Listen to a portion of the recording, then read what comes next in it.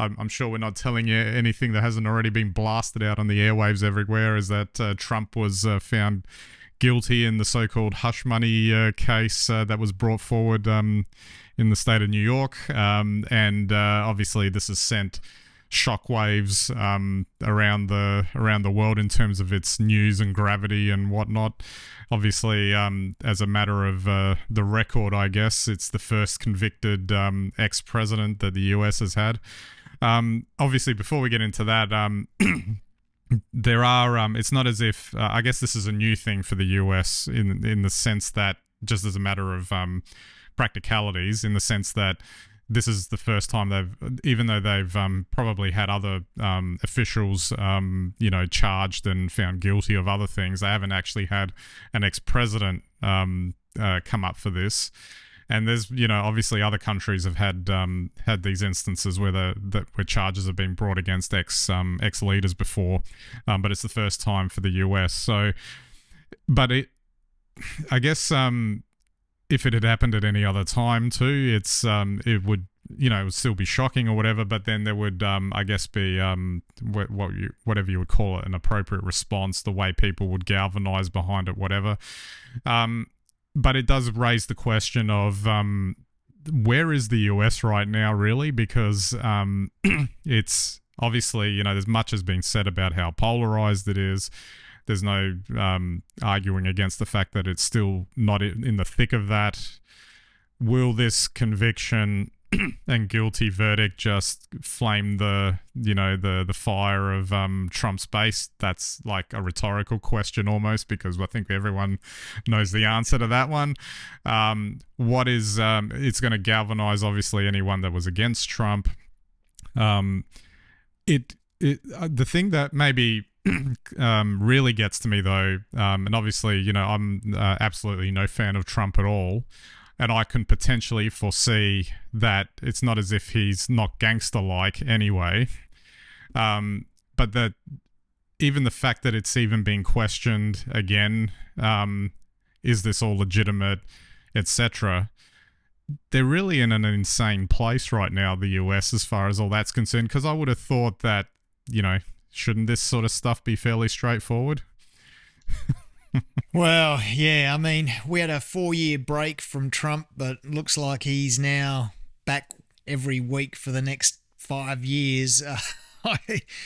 Where does one begin? It is a very strange time, no less, because I think this probably puts the Trump campaign on track all the way to the election now.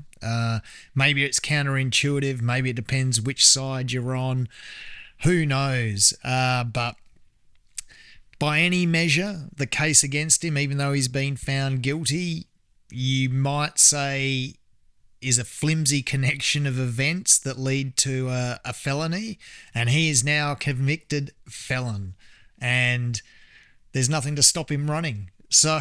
Well, they're just picking up on that, and this talks to some of the insanity of it, because it's like there's not a way to bring common sense to the table here, because there are I believe there are 3 stipulations or requirements for becoming president. One was it has to be over 35, has to be a US citizen, and has to be born in the US. Born in the US, sorry, yep. And there was I think there was a third one as well, but Trump satisfies all 3.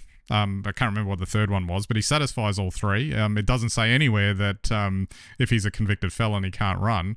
And you raise there's this bizarre universe now that could exist where, what, is he going to be behind bars calling the shots? Is he going to be under house arrest in the Oval Office? He'll pardon himself as soon as he becomes president. I mean... Honestly, we say this a lot, but you couldn't make this stuff up. But in this case, he can't because of the state charges in this case. So, again, it raises the question, is he going to be serving time while serving the office and doing his time serving the office? It's like, I don't know. It's spinning, it's head spinning in that respect. That's why I would hope... it's kind of makes the outcome of what will happen this year almost seem like they stumbled into it, or it's accidental, one way or the other. Whether they all collectively get behind Biden because they don't want Trump. I would hope that would be the reason, not to get him in again for not just potentially this, but for a whole host of other reasons. But it could either be that, or Trump does get in because things like this have stoked the flames to get the individual liberties and all that. That question comes up. But it almost seems like that regardless of one way or the other, there isn't like that intent to get to one of those outcomes. It's like they'll end up stumbling into one of them. Oh, I agree. Now, I'm not predicting who will win the US election, but what I will predict is Trump now is guaranteed his 75 million votes again, whatever he got last time. So what this has done is taken away a need for Trump to win the election, and it's only the Democrats' election to lose. So if the Democrats can't attract the same base as the last election, Trump will win. So I don't know that Trump will lose any votes over this. I guess the polls will show us in the coming months, but it'll come down to, can the Democrats mobilize the same number of voters as they did at the last election? Because this will galvanize every single Trump supporter to come out and support him again. Absolutely.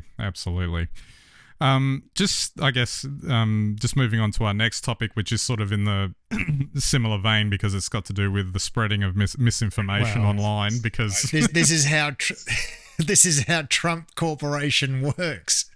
Yeah, that's right.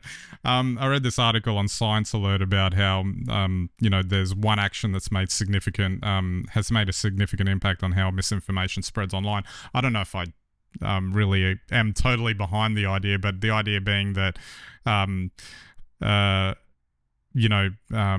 alternative facts, misleading information, whatever you want to call it, that ends up on mainstream media outlets that are not fact checked, and that's what the driver is for people accepting the whatever is presented to them.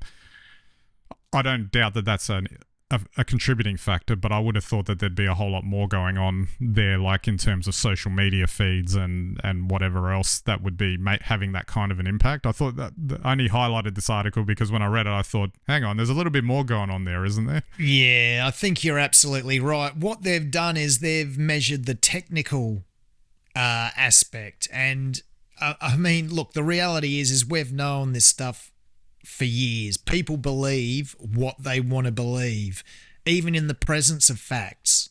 If you want to believe it, you can believe it. And I think what this points to, though, is that if you are doubtful and you see an article that's doubtful, then that will resonate with you more than something that is factual but doesn't resonate with you.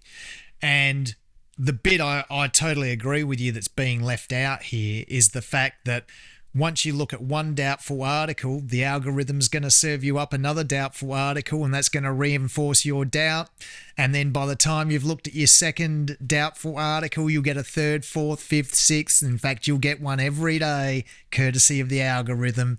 And it won't be long before you're got so much doubt, there's no way you're going to do anything except believe in doubt rather than believe in fact.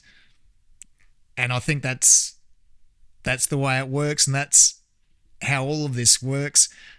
If you want to believe Trump's innocent and there's a conspiracy against him, it's not hard.